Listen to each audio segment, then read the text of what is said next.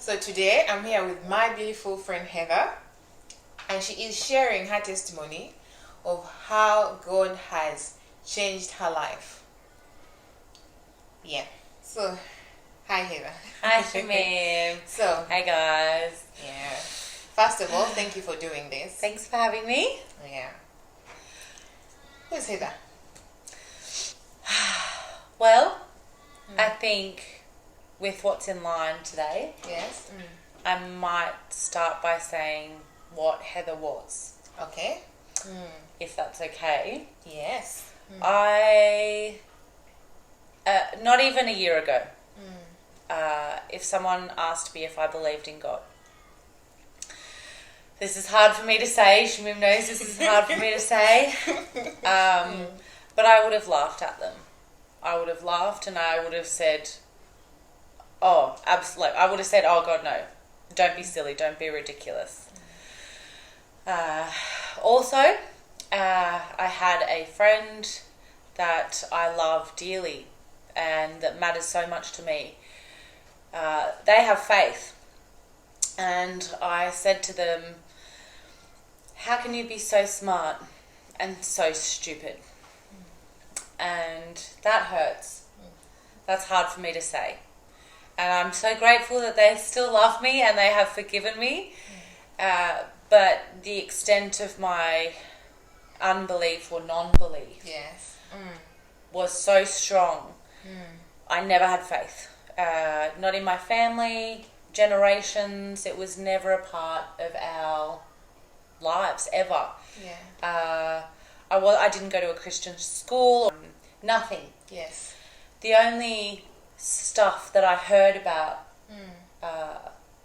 God and faith was really negative. I actually believed that not only did God not exist, that he, or the thought of him, was terrible, bad. Oh, yeah. And that it would corrupt people and that people were blinded by their faith and twisted things, and I saw it in such a negative light. Yes. And then all of the good stuff that we hear about, not that we hear often about it enough, Yes. would always be explained as an anomaly or a miracle or something like that. And if it was anything other than that, you were considered crazy. It was like, that's not real, that didn't happen. And if it, no, they're just seeing things, or they were sick, or there would always be a reason for something happening, good or bad, that didn't have to do with God. Yeah. Actually, if it was bad, people would say, well, it's God. That's what God wants. I know, isn't that so sad? Yeah. That is so sad that all the good things are because of humans and human nature and chance and the universe, and all the bad things are because of God. Isn't that so sad that actually people believe that? I did. Not even a year ago. Yes. And I was so strong in that belief. I thought that I would be an atheist until I died. So, where do these thoughts come for you? How did you get to believe like that? Well, it was a combination of things. I think definitely a combination. So for me, I think those thoughts would have come from social media. Before social media, it was through the news. Yes. The news, and just word of mouth. And the word of mouth that I was getting was from people who didn't have faith. Yes. And people who believed in, they'd say, oh, well, it's science and logic. And if it doesn't make sense, then it's not real. Yes. And if we can't explain it, but we won't call it God. So I think it was just a combination of all of those things, and not having access. Yes. Not having access to faith and the community. Oh, yes. I didn't know about it.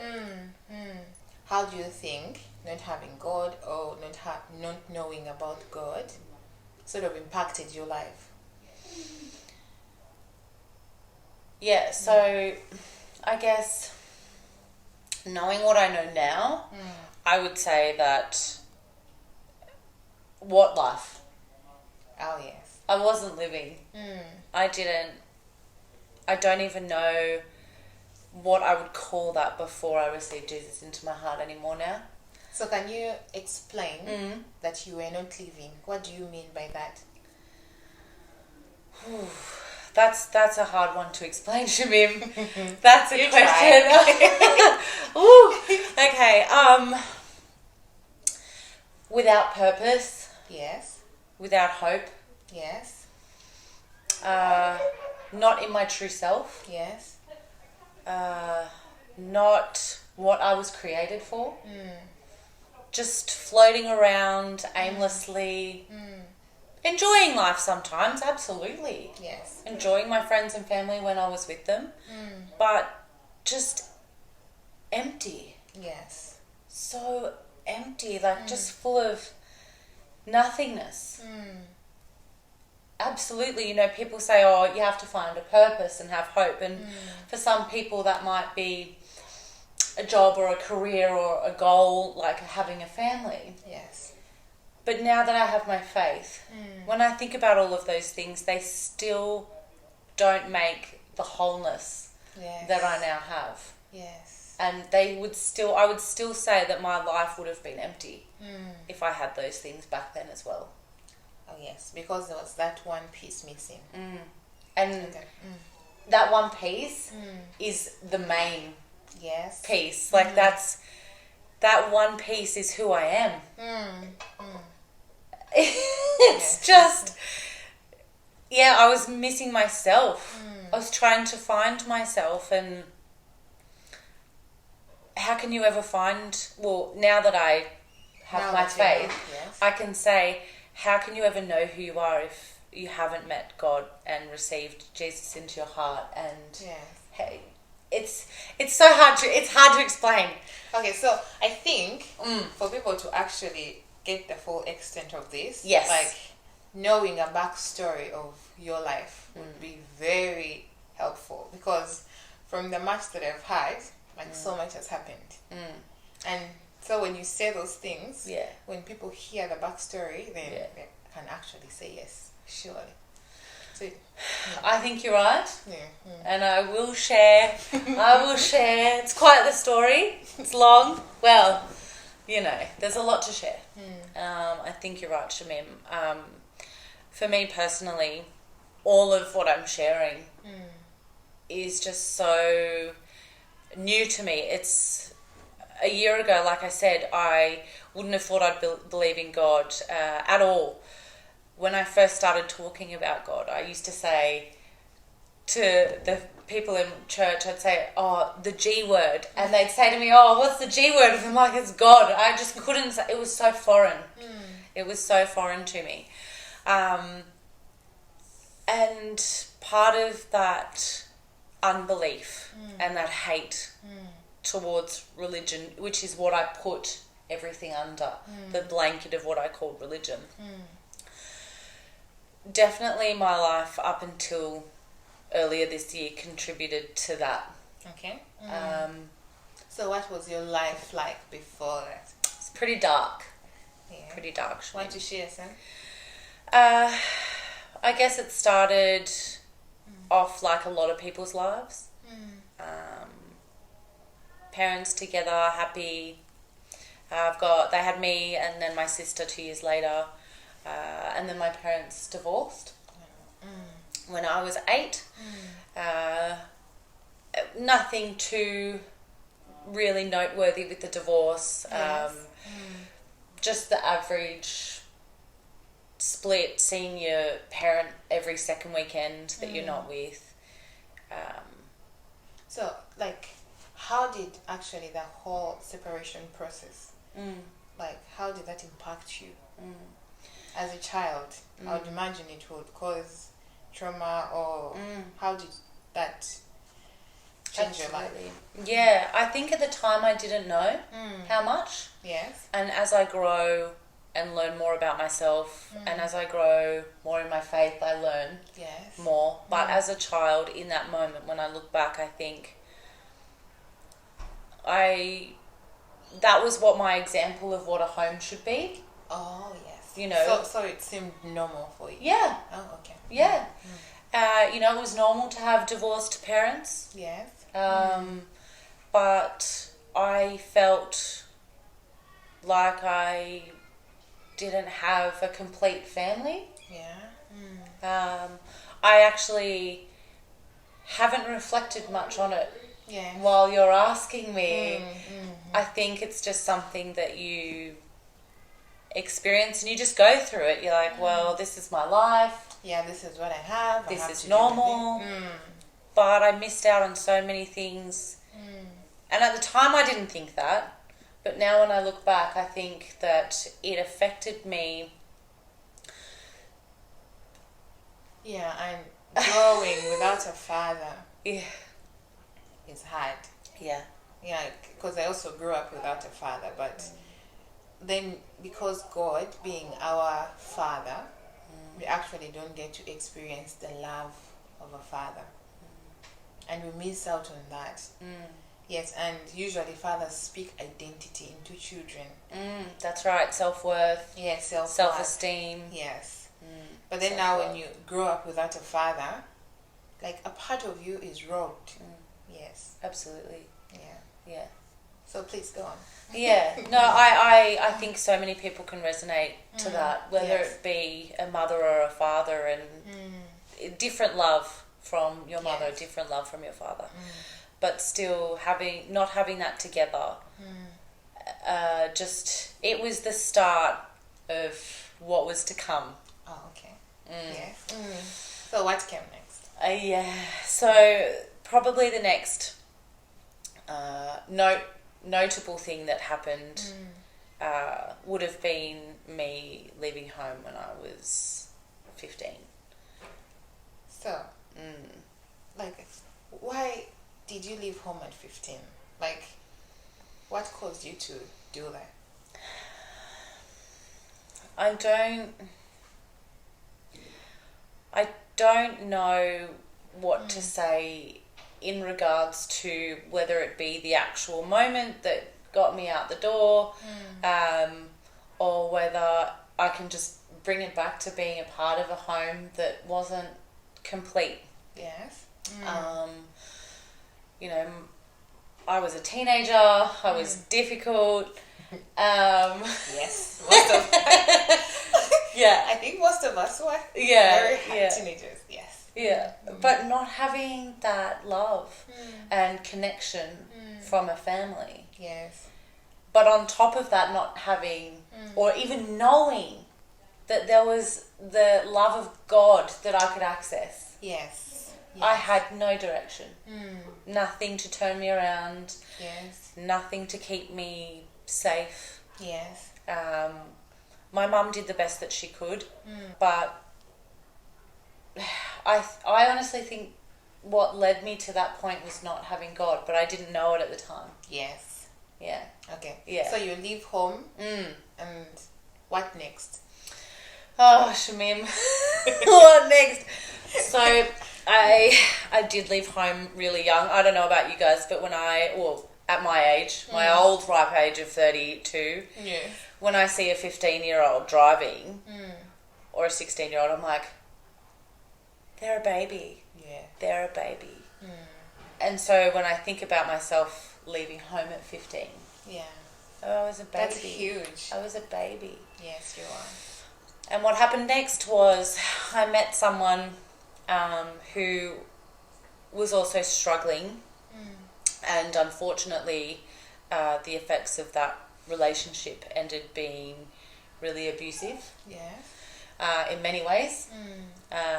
Physically, mentally, there was a lot of that, and that was for many years, many years. I'm sure that there are a lot of people. It's sad to say. I don't want to. No one wants to say I'm sure there are lots of people that have experienced that, but it's true. Yeah. We have. So there was like emotional abuse. Was there any physical abuse? Yep, there was physical abuse. Oh, sorry. Mental abuse. You know, when you're physically abused. You know, people always say, oh, why didn't you just leave? Yeah. But the mental side that goes with all of that just keeps you there. Yes. And it's so hard to explain. And it's so hard for people to understand, and that's fine, that makes sense if you haven't gone through it. Yeah. Because it is so hard for someone that has gone through it to try and explain it. Yes. But yeah, I was hit and spat in the face and forced to do things on a daily basis for years. I was told that I wasn't I'm so sorry. worth anything.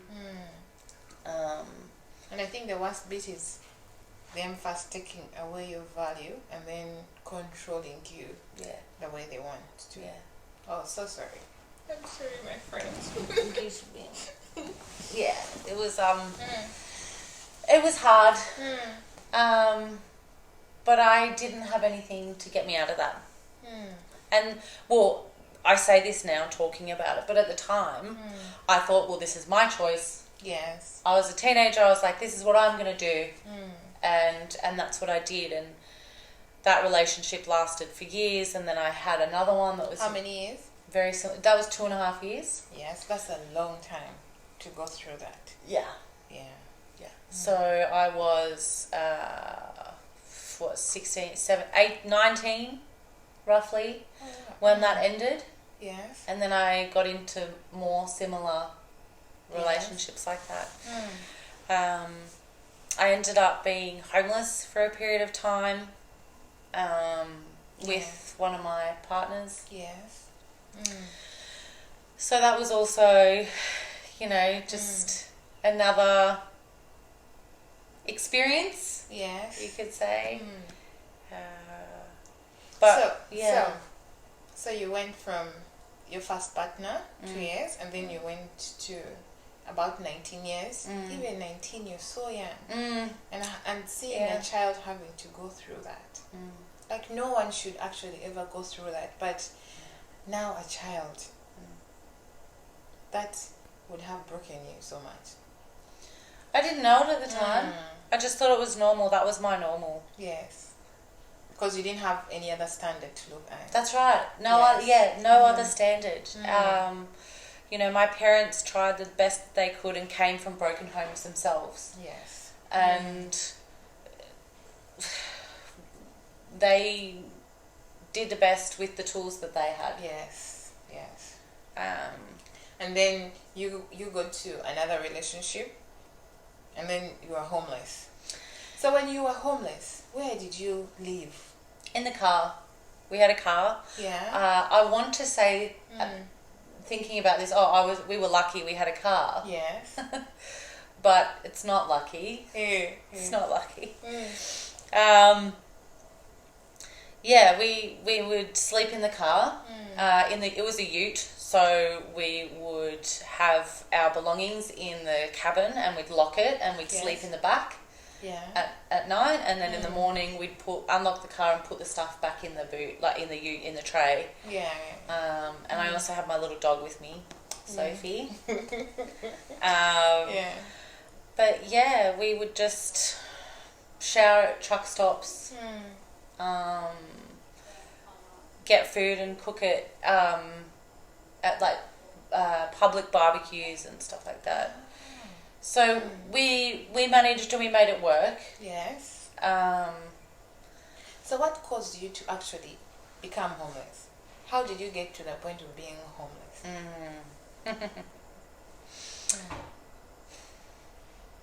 I'm going to, without getting into it too much, they're all long stories. All of these are, you know, longer and longer, but I was in another abusive relationship. Yeah. And I didn't know it at the time. I thought that the person I was with was amazing. Yes. And they were much older than me. And they were making decisions about our lives. You know, let's live here, let's do this. And I just followed them and was with them, and we travelled from New South Wales, like up to Queensland. I can't remember exactly where, or like why, what for. And then we ended up just being stuck there for a couple of months without knowing anyone. Yes. And that's when we were living in the car. Oh yes. Until we were able to find somewhere. Yeah. Oh, okay. Yeah. Okay. So for how long were you with this person? About 3 years. Okay. Then you go on. So many stories. Yeah. Yeah, so I guess all of the things that we've spoken about and that I'm mentioning are a lot darker than what I'm saying. Yeah. But I think to share with you guys, hopefully I'm being vulnerable enough for you to be able to relate to this condensed timeline of my life. And thank you for sharing. I appreciate it so much. Thanks. Yes. I just, if anyone comes even close to reaching out because of this, then I will be so grateful. Yes. Yeah. But so leading up to that, it's going to be the same, more of the same. Yes. And what happens next is just more darkness, but spun differently. Yes. So, what happens next after that? Well, I guess with the past that I'd had, Yes. when I met my now ex-husband, he was just, he's a lovely person, but he just seemed like I was blinded by all of the darkness that I had, that any good in my life, I attached myself to it. I wanted it. And so, we ended up getting married, and things were good, as they are in the beginning. I think we're two broken people that just loved each other very much. And I think you also talked about him not believing in God. Yeah, that's right. So I still didn't have faith. He did have faith. But then his friend got sick with cancer when he was young. Yes. I think he was a teenager when it happened. And he said to me that if there was a God, that he wouldn't let that happen. Yes. And so he didn't believe in God anymore. And because I never believed in God, I cheered that on. I was just like, yes. Yes. Good. Yeah. Yeah. And I got an injury. I got a stress fracture in my spine at work during the time that we were together. I was working at a nursery.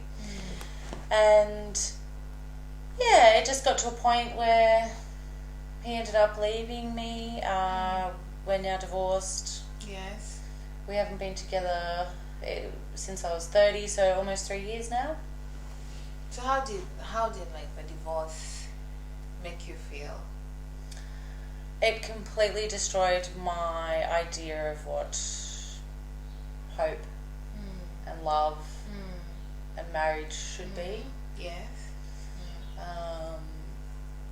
I thought that if I was going to have anything stable in my life and anything happy, that it was going to be my marriage and my partner. And so when he left, it took all of that away from me. Not took it away, but I just didn't. I was let down yet again. Yes.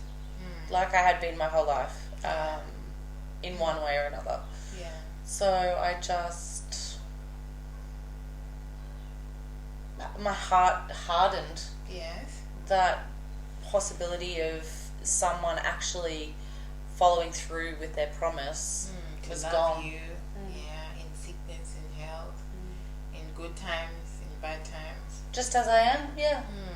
Yeah, that's right. So that was really hard, and then with the injury, and on top of that, I ended up going to hospital. Yes. For my mental health. So I went to a hospital that would make sure I was safe from hurting myself, because I didn't want to exist anymore. So what was going through your mind, like the time when you went to the hospital and you are there? Just negativity. I guess I don't want to bring up those feelings in anyone listening, but at the same time, it's really hard to talk about it with that not coming to the front of your mind anyway. But just complete and utter hopelessness. I didn't, and not in a woe is me, not in a victim mentality. I just thought the world is a terrible place. Yes. Everything in it is terrible. Everyone in it is terrible. And the bad outweighs the good. Logically, I thought I could prove it to myself. I was like, well, yes, there are good people, but the majority of things is bad. Everything we hear on the news is bad. So I just kept convincing myself and trying. I didn't have to try hard at the time to believe. I did believe that life wasn't worth living. There was no reason for me to stick around.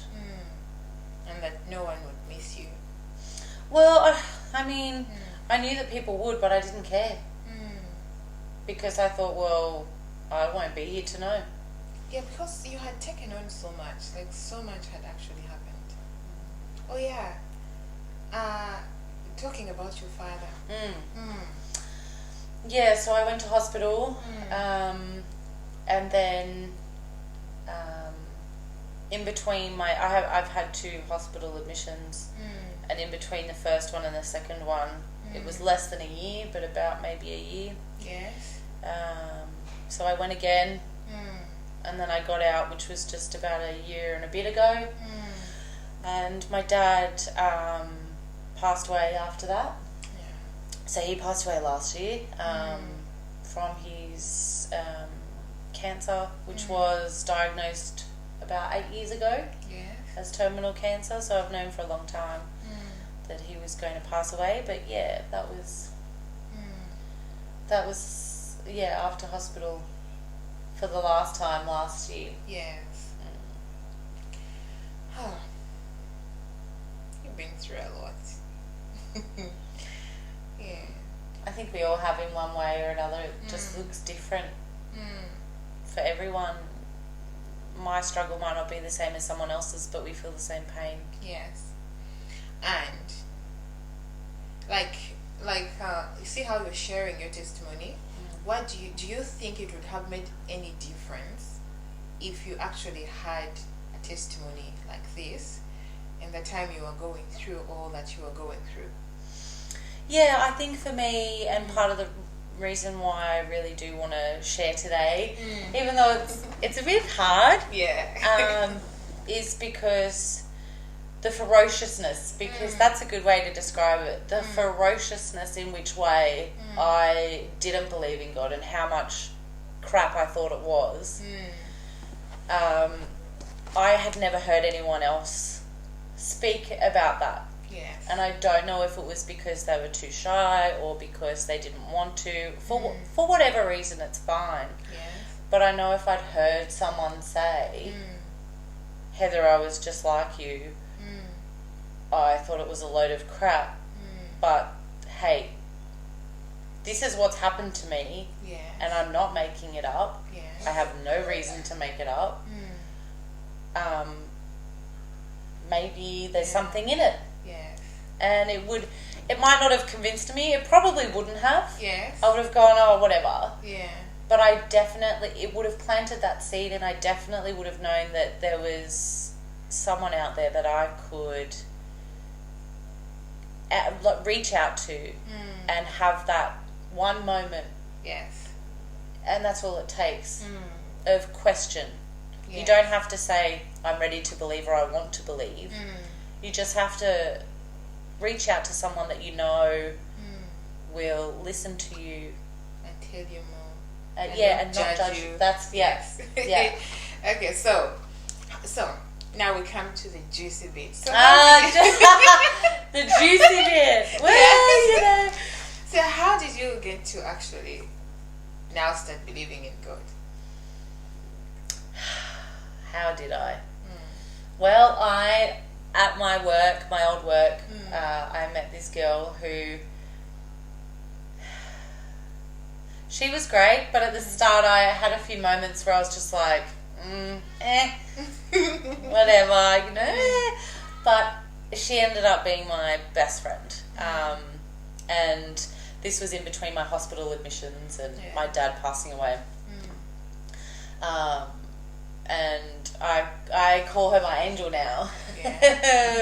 Because she's an amazing person, and she would just hang out with me and listen to my crap and my sad stories and all of my darkness or whatever it may be, but that because she was so just herself, strong in her faith. If I asked her, she would tell me, but never pushy. It made a safe environment for me to be able to ask her questions without feeling judged. And I could also be myself. So, you know, if I said to her, I think that's a load of crap, or I don't believe that, can you explain that to me? Because she was comfortable with her faith and we were best friends and she knew I loved and respected her, she would tell me about her faith and I would listen and take it on board. And sometimes I would think, she nuts. She is nuts. I'd come away from that conversation going, nah, she's, you know, but whatever, I love her. And other times, though, I would go away from that conversation with her and I would think, that makes sense. I really love making me feel a feeling that I think I should feel. Yes. That feels right. Even though it was weird and foreign to me. And so the more I saw her, the more we would talk about her faith and I would listen. And she had an event that I said, are you going to invite me? Can I meet your church family? And I went along and met everyone, and I ended up agreeing, I was invited to a retreat with the ladies, and I thought, why not? Like, I love my best friend, I'm in a really dark place, I need to do something to step out of my comfort zone. What better place to do it with people that I feel safe around because she's safe. And we had the retreat, which is where we met. Yes. Yeah. So, what happened at the retreat? What happened? Yes. I received Jesus into my heart. Oh, that is like music to my ears. Yeah. I didn't go thinking that would happen. I went thinking that I would be a non-believer. Not judgmental, because I was past that anger in my life, but I thought, I'll sit back, I'll let them do their church stuff, I'll let them do their whatever, but I will... And you join in the fun stuff. Yeah, that's right. You know, I'd partake in all of the other stuff that I understood. And so I was sitting during worship, I was sitting back, everyone was singing, and I didn't want to. I don't know what happened. But there was a song playing, not playing, singing. Everyone was singing, worshipping, and it was about God just never letting you down. And I just broke down, ugly crying. I couldn't stop in front of all of these people that I didn't know. Yes. And it was the first time I got prayer, and I was so broken. I remember, like, from that retreat, Yeah. like from the first day when we had the first worship, and I was looking at you, and in my head I'm like, I need to come and tell you how God loves you. And I'm like, I don't know how. I just held back, and I would open my eyes and look at you, and I'm like, So I kept pushing it off and pushing it off, but then the next day I was like, I can't keep this anymore. I'm like, it's like something was just pulling me to come. And I think the word that time was, if you hear like his voice, don't hesitate. He wants to help. Yeah. And he loves you so much. And that was so wonderful. It was. I have it written down. It's written down somewhere, the words that I got. But yeah, I just... And you had so many ladies coming and giving you all these words. Yeah, I did. And for part of it, it was, new and foreign to me, and I'm thinking, what's going on? But I just... And I had everything to gain. And I just surrendered. Yes. And the pastor, Corinne, she asked me, she said, Heather, would you like to receive Jesus? And I don't think I hesitated. Yeah. I just said yes. Yeah. And I did, in the kitchen. The best It's place. a fun place. Yes. In the kitchen, the best place. It's where all the food is. And yeah, my life has never been the same. Yes. So this is Heather's story up to this moment, up to the moment that she gets to accept Jesus as her Lord and Savior. But after that moment, there is so much